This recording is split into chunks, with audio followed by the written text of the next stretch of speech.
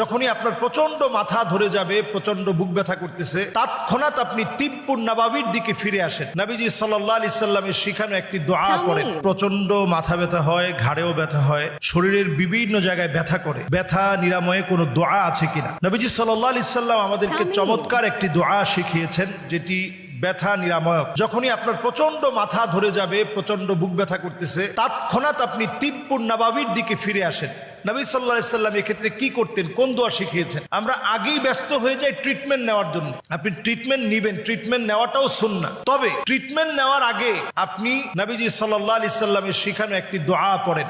নবী করিম সাল্লাল্লাহু আলাইহি ওয়াসাল্লাম এক্ষেত্রে একটি দোয়া পড়তেন, যে দোয়াটি অত্যন্ত গুরুত্বপূর্ণ।